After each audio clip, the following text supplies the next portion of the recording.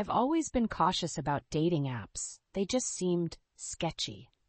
But after a few months of feeling like I was missing out, everyone around me seemed to be meeting new people, going on cute dates, falling in love. I decided to give it a shot.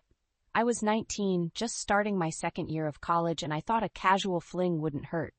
I wasn't looking for anything serious, but maybe a date or two would be fun. So one night, I downloaded the app, filled out my profile with a few pictures and a short bio, and swiped. A couple of days later, I matched with Jake. He had a great smile, dark brown eyes, and his profile said he loved photography, the beach, and hiking. We hit it off right away, chatting easily about movies, music, and how much we both loved spending time outdoors. His messages weren't pushy or weird. He seemed normal, nice. After a few days of talking, he suggested we meet up. "What do you think of a beach date tomorrow? Sunset?" he asked. I hesitated for a second. Meeting someone in person after talking online always made me nervous, but something about Jake felt different. I agreed. The next evening, I drove to the beach. I was excited, but also a little nervous. The sun was starting to set, casting everything in this warm, golden light, and the beach wasn't too crowded, which I liked. I parked near the entrance and looked around. I spotted Jake standing near the rocks, looking out at the ocean. He was tall, about my height, with a soft smile and casual clothes, just like his pictures. "Hey," I called out as I walked over. "Hey," he said with that same easy smile. "Glad you could make it." We walked along the shore, the sound of the waves crashing against the rocks filling the air. It felt peaceful, calming.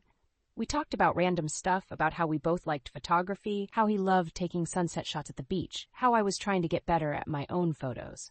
For a while, everything felt normal, like I could be myself. But as the sun dipped lower, I noticed something that started to bug me. Jake's gaze lingered a little too long on me, his eyes following me when I wasn't looking. At first, I thought maybe it was just me overthinking things, but it started to make me feel uncomfortable. "I'm glad you picked this spot," I said, trying to push the weird feeling aside. "It's really pretty." He smiled, but there was something different in his eyes now, something harder. "Yeah," he said, his voice a little quieter. "I like it out here. It's peaceful, away from everything." We kept walking, but the air felt colder, and I suddenly wanted to go back to the car. I couldn't explain why, but I felt like something was off. It was almost like the vibe of the beach had changed. Or maybe I was just being paranoid. Either way, I knew I didn't want to be alone with him anymore. "So, what do you usually do after sunset?" I asked, trying to keep the conversation going, though my mind was racing. He didn't answer right away. Instead, he just looked at me. A long, uncomfortable silence stretched between us. "I don't know," he said, his voice almost too soft. "I guess it depends on the person. Who you're with." He smiled, but it didn't feel like a normal smile. It was strange, almost like it was forced. I laughed nervously, but the tension in the air was thick now. My heart was beating faster, and I felt this sudden urge to leave. "Actually, I think I'm going to head out," I said, stepping back a little. His expression shifted. It was subtle, but I could see it. His eyes narrowed, his jaw tightened. "You sure? We could hang out a little longer. It's nice out here." I took another step back, feeling my stomach flip. There was something in his voice, something I couldn't place, that sent a chill down my spine. "I really should go," I said, my voice shaking a little. "I have an early morning tomorrow." For a moment, he didn't move. He just stood there, staring at me like he was considering something. Then, slowly, he nodded. "All right, I get it." I turned and started walking back toward the parking lot, trying to act casual, like I wasn't panicking. I could hear him behind me, his footsteps light on the sand, but when I glanced over my shoulder, he was still standing by the rocks, watching me. I quickened my pace, my heart pounding in my chest. When I reached my car, I fumbled for my keys, my hands shaking. I got inside, locked the doors, and took a deep breath, trying to calm down. But when I looked in my rearview mirror, I froze.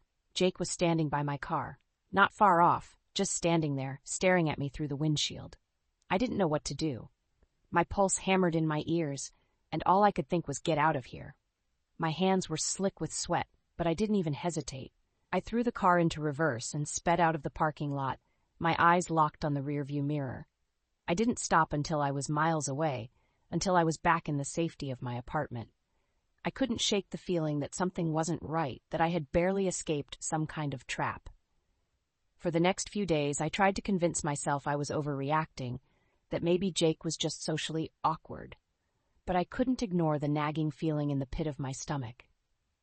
Then, 2 weeks later, I got a message. It was from him. "I'm not going to let you go that easily." I felt sick to my stomach, horrified, nauseous. I felt helpless. All I could do is block him immediately, but somehow I knew he was still out there, watching, waiting. I don't know if I'll ever feel safe going on another date again. Weeks passed, and the uneasy feeling still won't go away.